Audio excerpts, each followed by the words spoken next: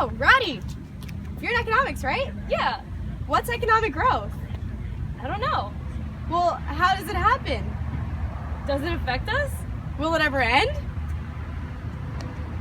In the early 20th century, Henry Ford promoted economic growth in the United States through his use of assembly lines. Today, General Motors is doing the exact same thing.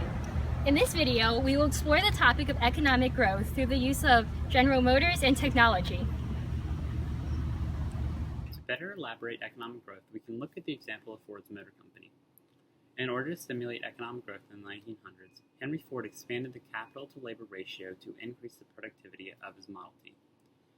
To further production, he used assembly lines in order to make standardized products at a quicker rate, and he also increased the wages of his workers, which increased their incentive to work and to be productive, meaning they made more cars per day than they would otherwise.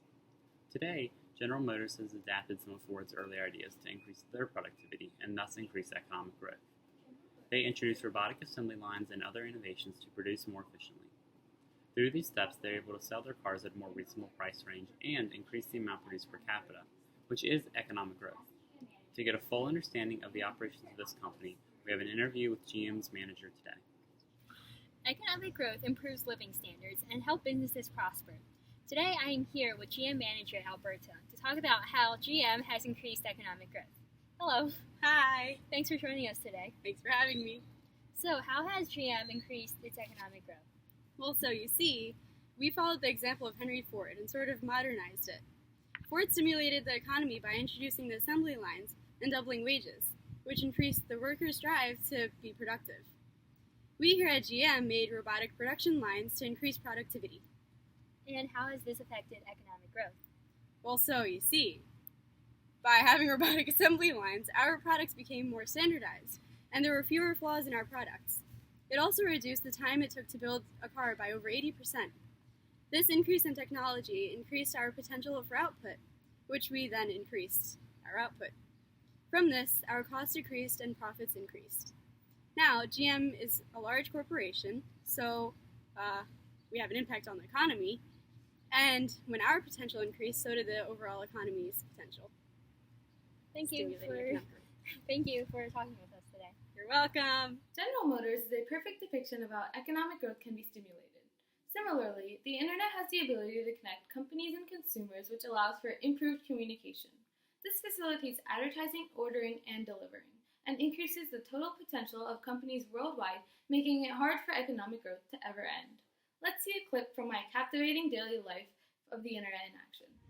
Hi, Roddy. Hey, Leah. What's up? Nothing much, I'm hungry. Oh, why don't you order something online? Like the pizza place that I work at actually has an online ordering service. Why does your company do that? Isn't that a lot more work?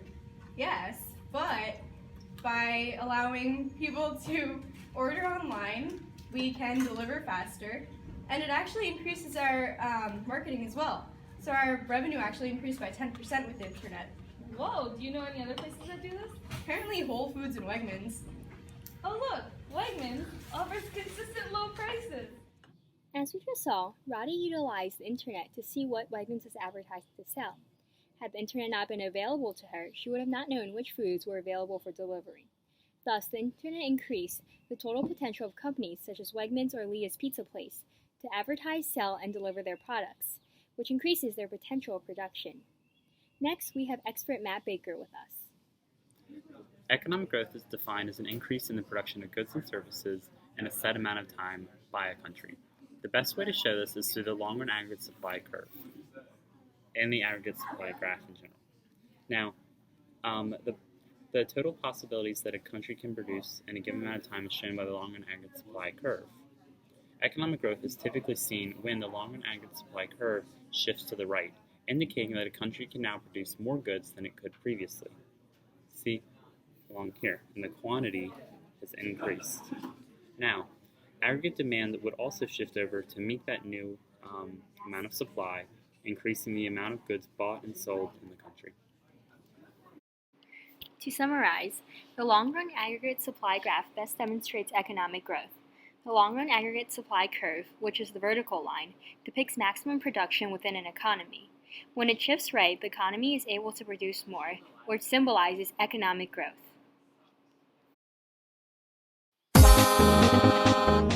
Come out to the amazing carnival at South Point Park on August 31st. There will be plenty of exquisite food, enjoyable games, and marvelous friends.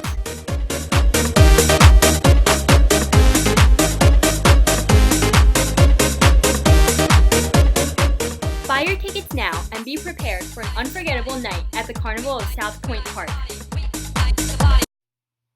The idea of economic growth is clearly displayed in this commercial through the promotion of many fun activities which can be seen through Saranch's Pure Ecstasy. The public is encouraged to engage in consumer spending, which will contribute to an increase in GDP. There were several questions posed in the beginning of this video.